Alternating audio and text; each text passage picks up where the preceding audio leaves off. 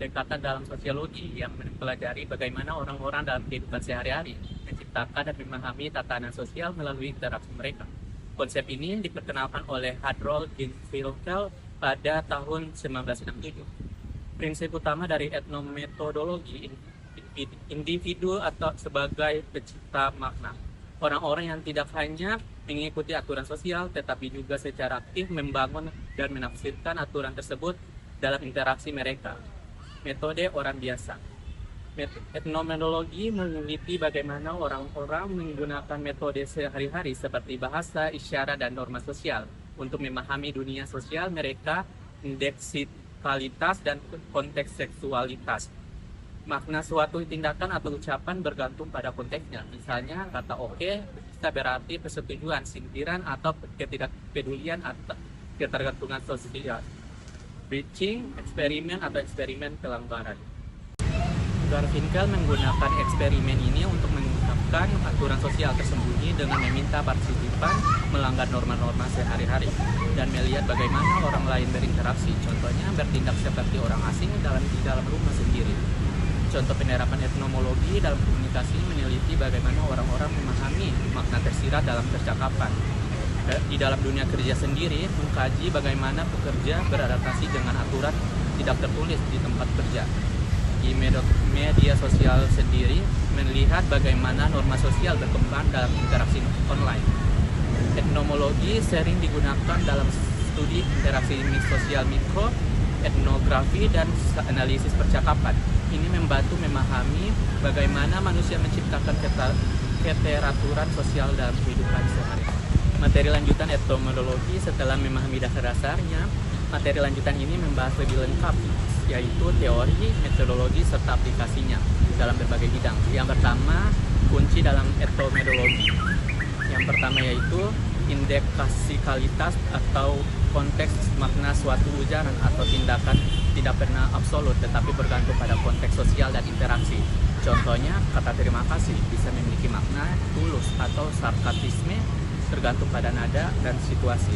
Yang kedua yaitu aktivitas masyarakat tidak hanya berpartisipasi dalam aturan sosial tetapi juga secara aktif menciptakan dan menafsirkan secara stimulan.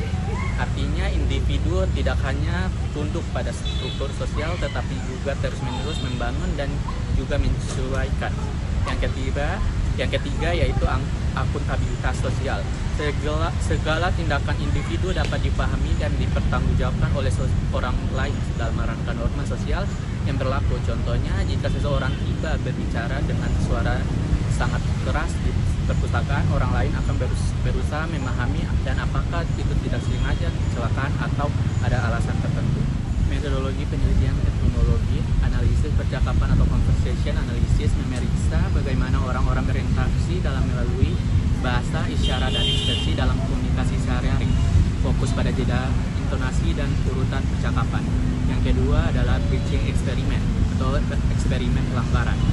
Menguji bagaimana norma sosial bekerja dengan sengaja melanggar aturan sosial yang tidak tertulis. Contohnya eksperimen Garfinkel pada manusia. Mahasiswa diminta berbicara kepada orang tua mereka seolah-olah mereka adalah orang asing. Bertanya kepada kasir di mana supermarket sebagaimana cara membayar sesuatu dengan cara yang sangat mendetail dan tidak biasa. Ketiga itu studi observasi parsitif. Peneliti mengamati bagaimana dan mendokumentasi bagaimana individu membangun realitas sosial dalam kehidupan sehari-hari. Digunakan untuk etnografi, memahami budaya, kebiasaan, dan praktis sosial. Yang ketiga yaitu aplikasi etnologi dalam berbagai bidang. Yang bidang pertama yaitu sosiologi antropologi. Menganalisis bagaimana kelompok sosial memahami dunia mereka berdasarkan pengalaman sehari-hari, studi tentang bagaimana orang-orang menavigasi sistem birokrasi atau aturan di lingkungan sosial tertentu. Yang kedua yaitu kajian dalam bidang media dan digitalisasi, mempelajari bagaimana norma sosial berkembang di media sosial dan ruang digital. Contohnya bagaimana netizen memahami aturan tidak tertulis tentang like, share, atau komentar di media sosial. Yang ketiga yaitu studi hukum dan forensik, menganalisis bagaimana orang-orang memahami dan menggunakan bahasa hukum dalam interaksi hukum sehari-hari. Studi tentang bagaimana saksi, hakim, pengacara menafsirkan bukti dan peristiwa dalam pengadilan. Yang ketiga yaitu pendidikan interaksi di kelas. Meneliti bagaimana guru siswa membangun pemahaman dalam pembelajaran. Contohnya, bagaimana norma sosial dalam kelas mengaruhi cara siswa mengajukan pertanyaan atau menjawab pertanyaan guru. 4. Kritik terhadap etnomologi. Yang pertama yaitu fokus terlalu mikro.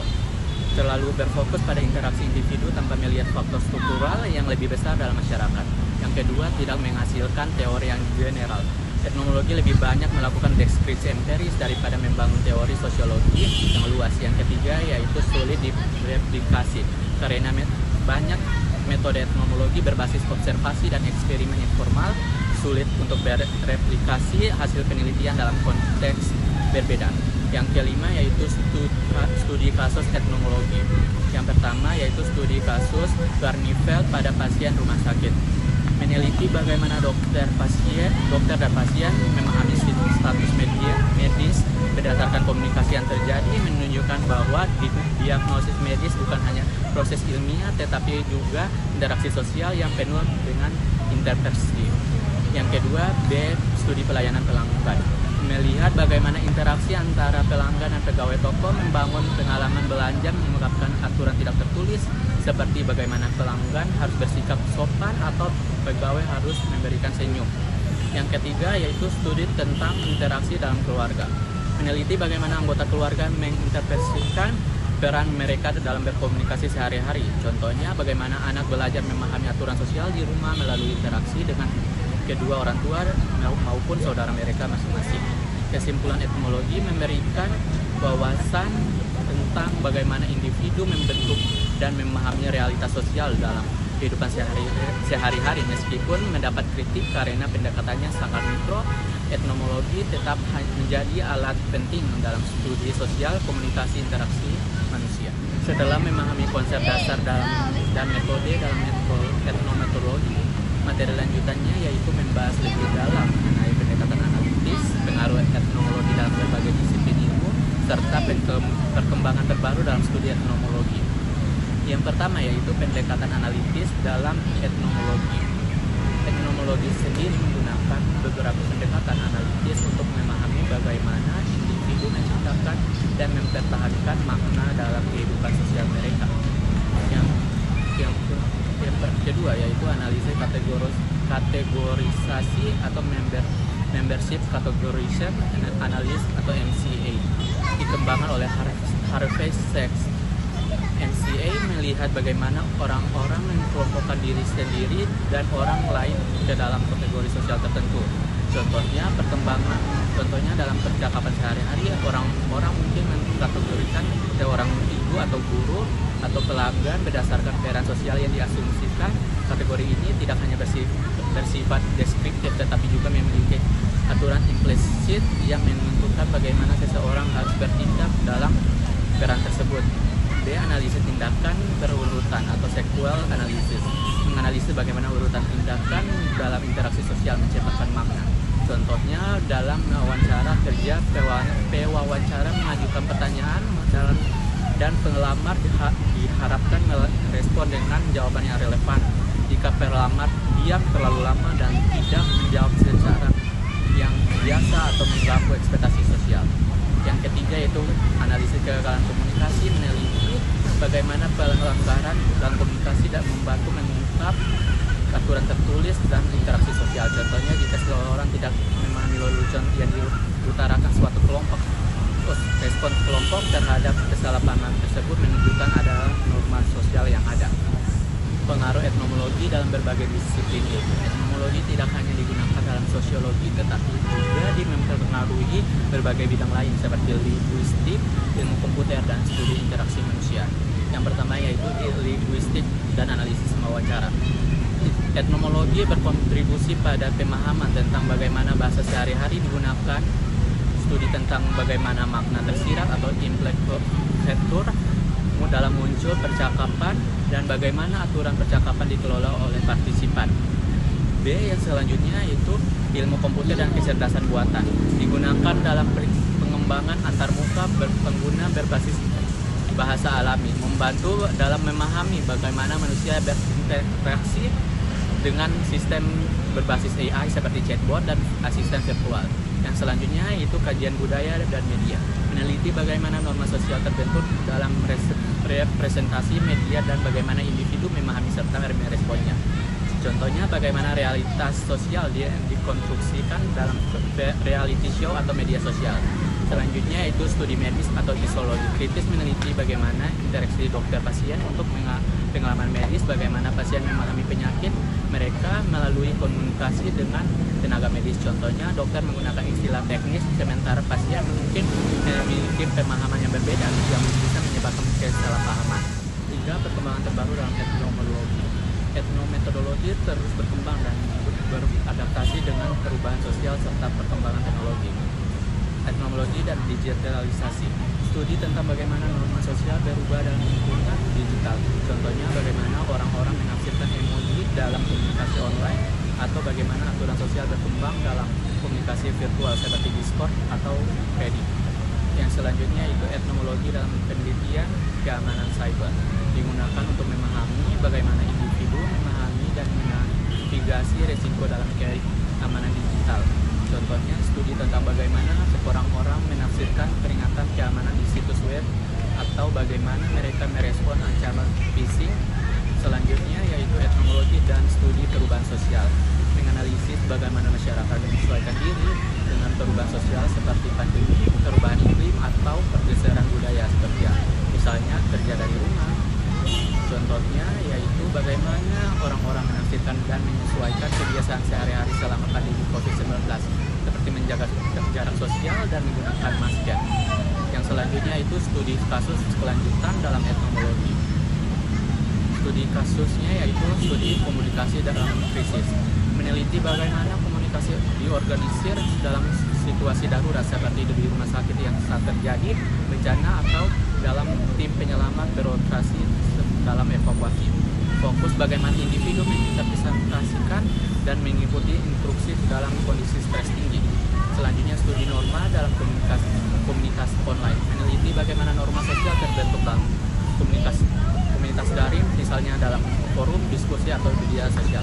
Contohnya bagaimana aturan tidak tertulis dalam grup Facebook berkembang dan ditegakkan oleh moderator dan atau anggota komunitas. Studi lanjutnya yaitu studi tentang penggunaan bahasa dalam layanan publik, meneliti bagaimana birokrasi dan layanan publik menggunakan bahasa dan untuk mengatur interaksi dengan warga negara. Contohnya bagaimana petugas layanan pelanggan menangani keluhan, bagaimana pelanggaran memahami dan menentang aturan yang dilakukan.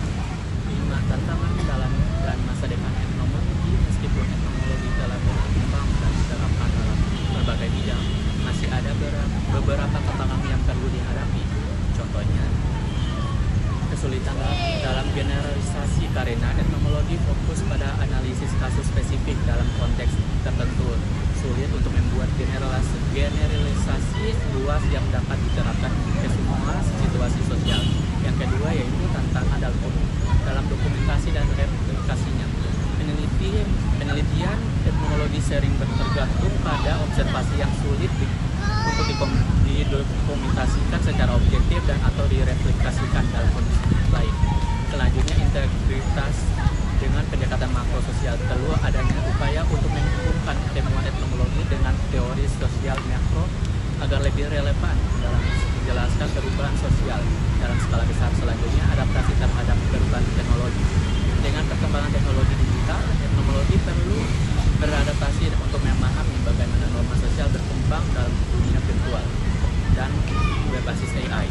Kesimpulannya yaitu etnologi tetap menjadi pendekatan yang kuat dalam memahami bagaimana individu secara aktif membentuk makna dalam kehidupan sosial makna mereka.